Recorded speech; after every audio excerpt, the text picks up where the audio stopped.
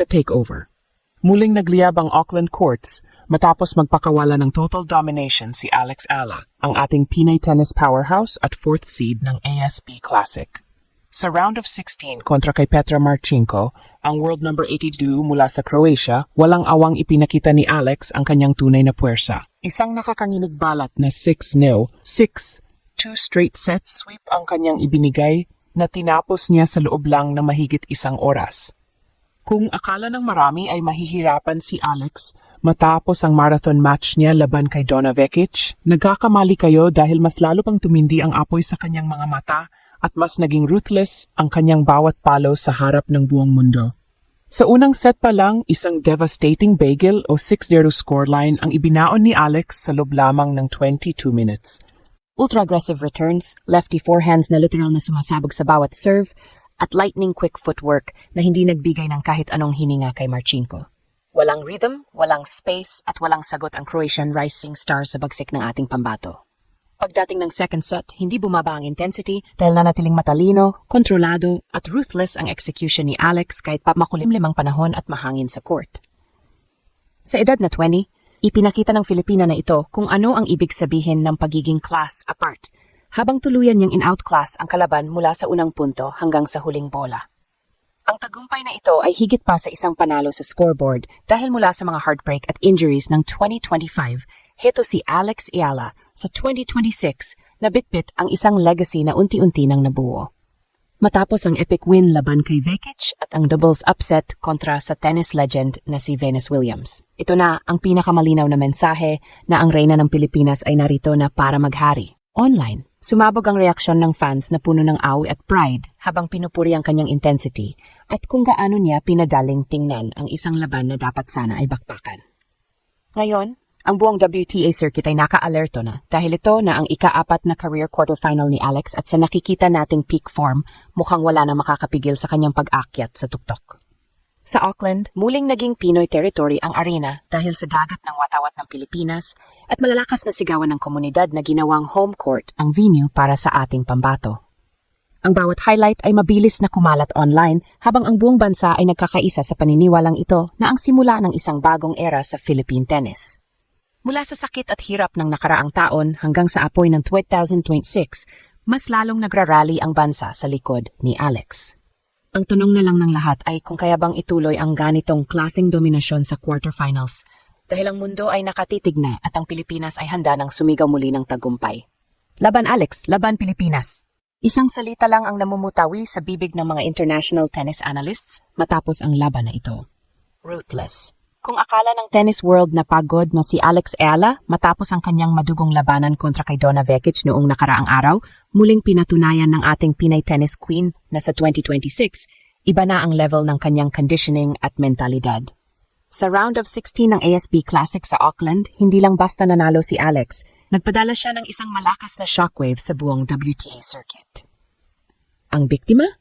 Walang iba kundi ang rising star ng Croatia na si Petra Marcinko na literal na walang nagawa sa harap ng nagngangalit na opensa ng isang Pinay na gutom sa tagumpay at handang burahin ang sinumang humarang sa kanyang landas. Ang simula ng laban ay parang isang eksena sa pelikula kung saan ang bida ay hindi nagpakita ng kahit anong emosyon kundi purong focus at pagsik. Sa unang set pa lang, ipinatikim na ni Alex ang tinatawag na total demolition sa loob lamang ng 22 minutes. Isang oras na mas mabilis pa sa panonood mo ng isang episode ng paborito mong serye, ay tinapos ni Alex ang sets sa 6-0. Isang bagel ang ibinaon niya kay Marcinko na tila hindi makapaniwala sa bilis ng mga pangyayari. Hindi makapaniwala ang mga fans sa Manuka Doctor Arena. Ang bawat serve ng Croatian ay tila binabasa ni Alex bago pa man tumama ang bola sa raket.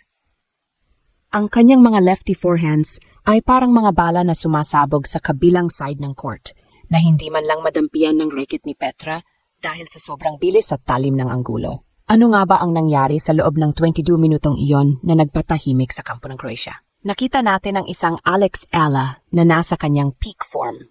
Ang kanyang footwork ay lightning quick. Bawat bola na ipupukol ni Marcinko ay hinahabol at ibinabalik ni Alex ng doble ang bilis at lakas. Walang nahanap na rhythm ang Croatian, walang space para makahinga, at higit sa lahat, walang sagot sa tactical brilliance ng ating pambato.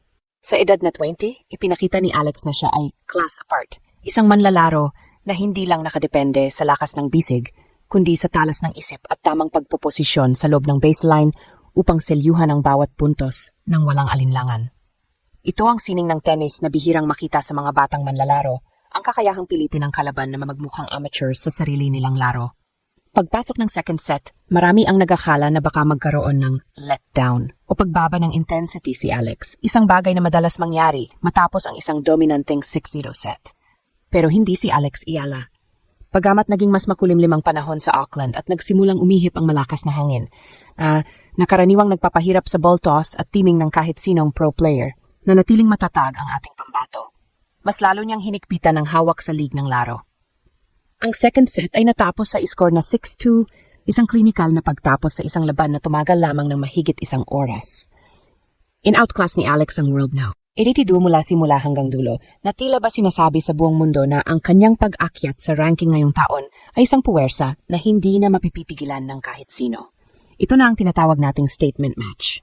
Matapos ang sunod-sunod na tagumpay sa doubles, kasama ang alamat na si Venus Williams at ang pagpapatumba sa mga seeded players sa singles, ang 6-2 win na ito ang nagpapatunay na ang mga struggles ni Alex noong 2025 ay naging pundasyon lamang para sa isang mas matinding bersyon niya na ngayong 2026.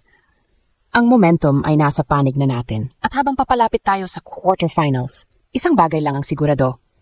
Ang pangalang Alex Ayala ay nakaukit na sa isipan ng bawat manlalaro sa Auckland.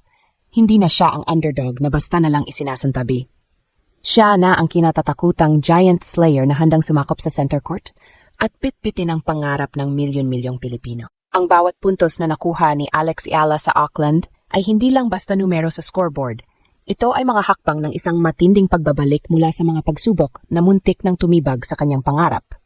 Kung babalikan natin ang taong 2025, hindi naging madali ang buhay para sa ating Pinay Tennis Queen. Maraming pagkakataon na sinubok ang kanyang katatagan. Mga injuries na pumigil sa kanyang paglipad sa court, mga ranking pressures na tila naging malaking pabigat sa kanyang balikat, at ang hirap ng pagiging nag-iisang flag bearer ng Pilipinas sa isang esport na madalas ay pinaghaharian ng mga taga-kanluran. Ngunit sa laban niya kontra kay Petra Marchenko, nakita natin ang bunga ng lahat ng sakit na iyon. Ang mga luha at hirap ng nakaraan ay naging gasolina para sa naglalagdab na apoy ng 2026. Ito na ang tinatawag nating Alex Ayala 2.0. Ang mental toughness na ipinakita niya sa Auckland ay hinubog sa mga madidilim na sandali noong nakaraang taon at sa matinding pagsasanay sa Eastbourne bago magsimula ang bagong season. Pansinin ninyo ang kanyang composure sa loob ng baseline. Kahit noong naging mahangin ang kondisyon sa court at tila nakikipaglaro ang panahon para guluhin ang kanyang focus, hindi nagbago ang kanyang mukha at nanatili siyang locked in.